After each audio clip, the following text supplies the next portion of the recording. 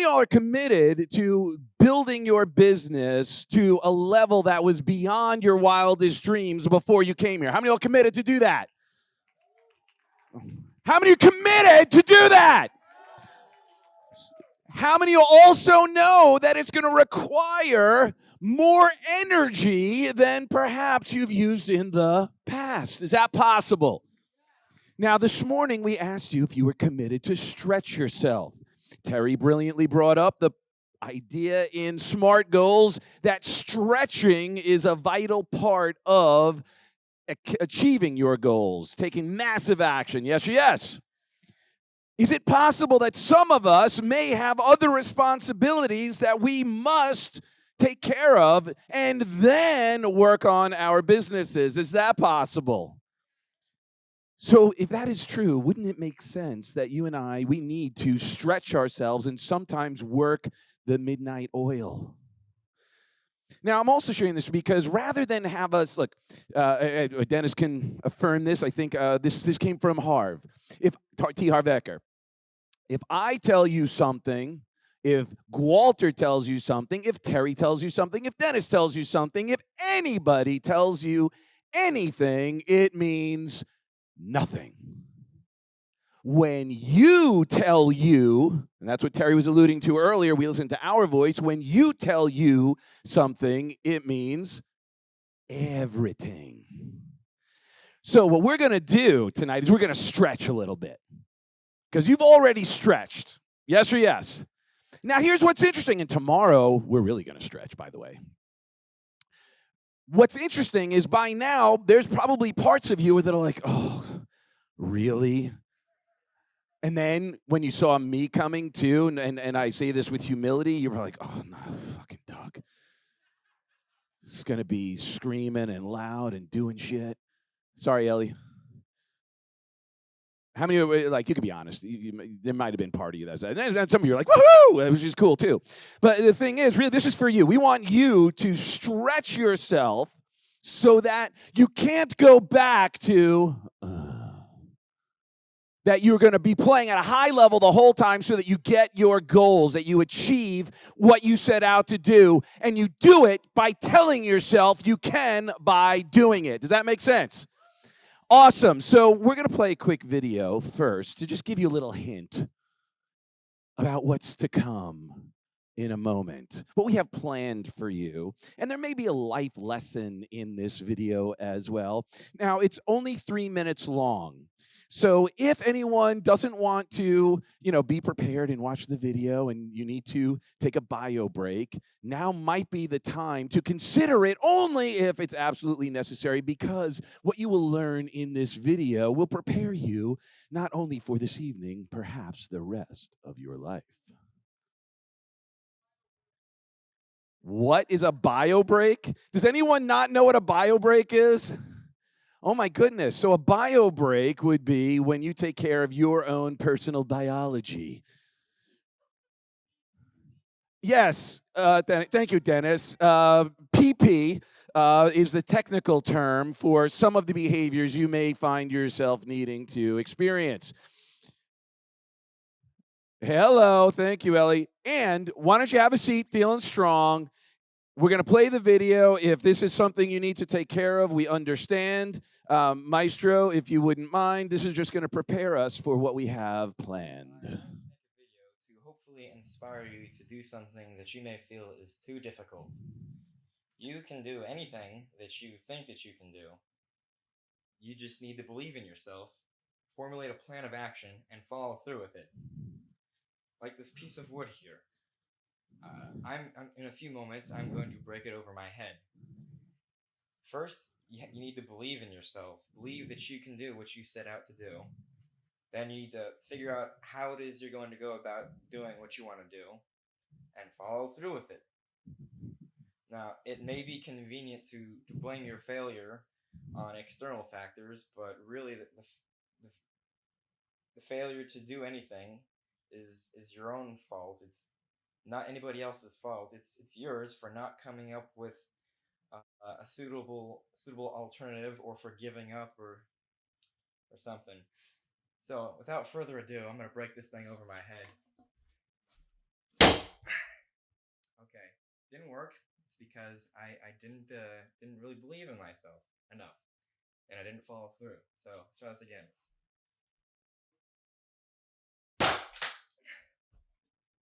Maybe not. One more time.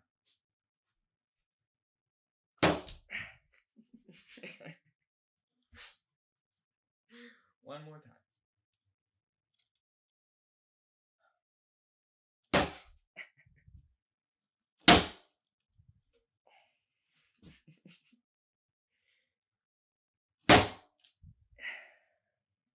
Hmm.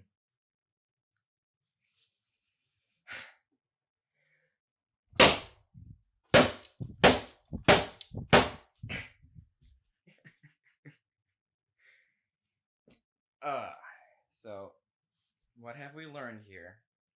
We've learned that breaking wood over your head maybe isn't as easy as I originally thought. But maybe we'll try a different piece of wood.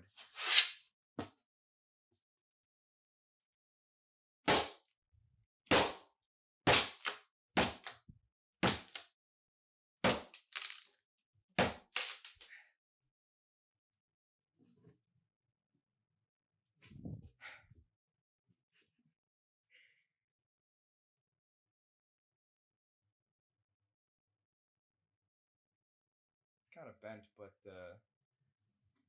yeah, I did it. It only took like 20 or 30 tries, but the point is that I did it. I didn't give up, even when my head was throbbing. I kept on with it, and that's the lesson for you here: is to not give up and to follow through with things. So, for some of us people who have done some renovations and have seen uh, other wood before, why was that not strategically the best plan? Anyone? Plywood, right? And what's the problem with plywood in a situation as such? Well, I suppose that's partially an issue, but isn't it like mostly glue anyway, right? It's a lot of other reasons why that was an issue. So, strategically speaking, that part was probably not the smartest experience. What's that, Wilbert? He didn't think it through, and yet he did follow through and breakthrough. So some lessons there are, even when, oh, I don't know, when we're a little tired and maybe we're having throbbing headaches or feeling whatever, you can still push through. Will this happen in our businesses? Yes or yes? All the time. Are things getting easier or more challenging in today's market and economy? More challenging. So, doesn't it stand to reason that wouldn't now be the best time to work our muscles to prove that we can, in fact, take on any freaking challenge and push through and lead by example? Yeah, make some noise for yourself. Absolutely. So, the good news is on that front, just so we're clear, we shan't be using plywood. We'll be using 1-inch pine. So that's good. You got that going for you, which is nice. What movie was that from? Thank you. There you go, Ryan. And we shan't be using our heads. We shall be using our hands. But that's still yet to come. Now, do you remember this morning? It was this morning when we first started our conversation, and we talked about emotional fuel, our emotional state, and how important that is for us to maintain a high level of energy and also be able to control it. Has anyone in this room ever been, oh, I don't know, irritated at times? Maybe a little irate. We have some other language for this. And when we're in that state, that's non-resourceful, right? We could agree. But we also sometimes do need to control our states sometimes. Does that make sense? Right? When something happens, when the peanut butter hits the fan, right? Sometimes we've got to access a resourceful state just like that. What movie was that from? Golden Child. Yeah, sorry, it's random. All right, so here's what we're going to do. We're just going to go through 2 states. That's it. You can all do 2 states, right? Now, this requires your active participation. So what would that look like? Well, we're going to play some music, and it's going to be high energy. And when that high energy music plays, your job, should you choose to accept it, and you're committed to your own transformation. How many all committed to transformation? Say, I'm committed. Look at your neighbor and say, I'm committed. Are you? All right, you got your accountability buddies. So here's what you're going to do. You're going to go through these 2 states. The first state is going to be over-the-top celebration. Now, why is celebration important? Good times, yeah. Happiness. Well, remember Terry started sharing earlier about some of the hacking, right? One of the things that we're going to discuss is the IES. He covered the I in Smarties goals, but what I'm going to share with you is in writing, but then E for in emotional terms. We condition ourselves through the emotions that we experience. So what Terry was talking about habitually, how many of us may habitually run patterns of non-resourceful emotions at times? Maybe we may find ourselves ritualistically in some sort of anger, frustration, depression, or beyond. So celebration, when something great happens, when we celebrate, we're programming ourselves for the feels, for the feel goods. Does that make sense?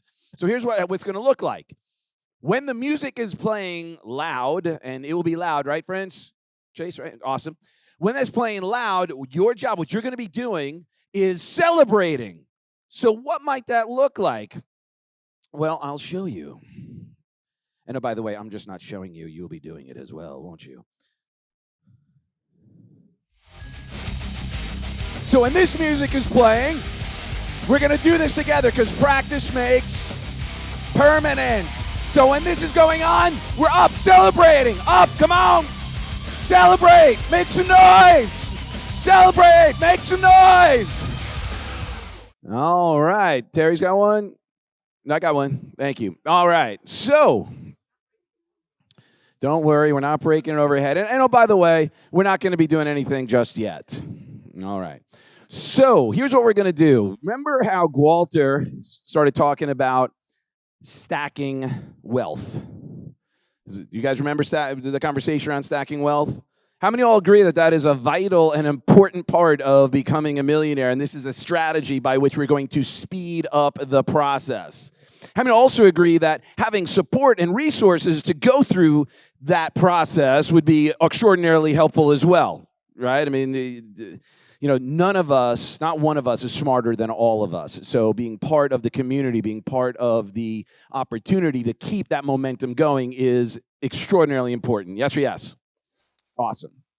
Now, the other thing, though, we're going to talk about now is emotional stacking.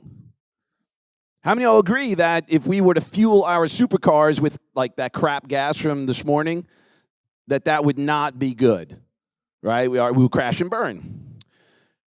So again, when you're enrolling in programs with us and when you hear about our great opportunity, you'll have access to an entire program that will teach you how to dive super deep into this. But is it okay that we do some deep work, just not 3 days worth of work in the next 15 minutes? Would that be okay?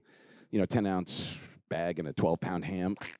So we're going to stack some emotions. And there's 3 emotions we're going to stack, one on top of the other, and create an anchor. Because in life, stuff happens. And sometimes we need to change whatever emotion we're in. If we're getting pissed off and we need to access courage, how quickly we access that, how quickly we get out of anger into courage or confidence or humor or love or gratitude is what's going to change the game. Yes or yes?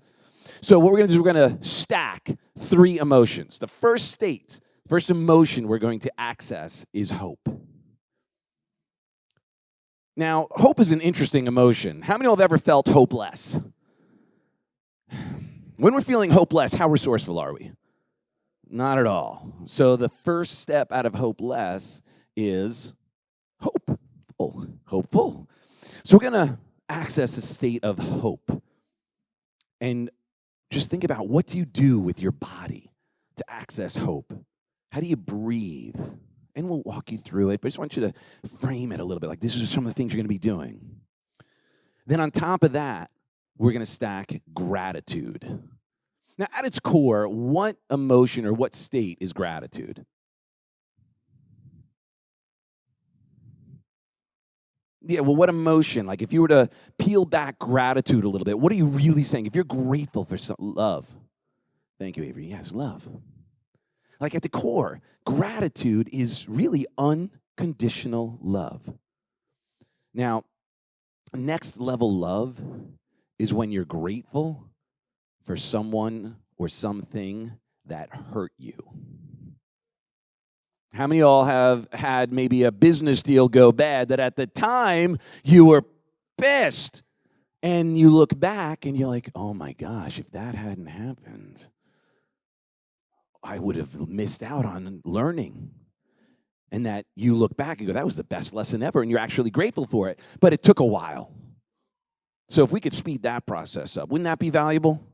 Well, how do you speed it up? Is by knowing how you access it, how do you create gratitude in the first place and anchor it in your body. And if you anchor it on top of something that you're hopeful for, I wonder if as you, I don't know, all the work you've done today so far, started to feel even more hopeful that it is going to happen, and then grateful that you've achieved it. True prayer is being grateful for what you have not yet received. Then, on top of that gratitude, we are going to stack unstoppable certainty and confidence, like off-the-chain confidence and certainty. Now, when we get to that, we're going to be going similar to what we did earlier from sort of a somewhat mellow state to a off-the-charts sense of confidence. So what I'm going to do is you'll know when it's coming because the music will tell you, and I will count down from 3 to 1, letting you know it's time to do something. And that something is to stand strong, to stand up. And when you do that, you're going to stand up like you're superheroes. You're going to stand up like you've got capes on.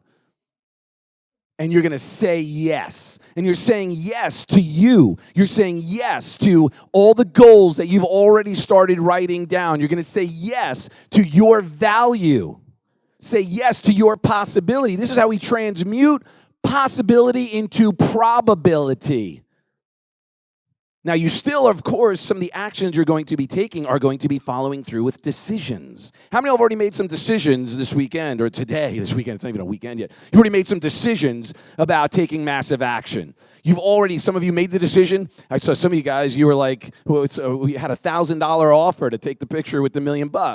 Like you are ready, you are taking action, you're recognizing the importance of everything that you're learning. Yes or yes? And taking action with it.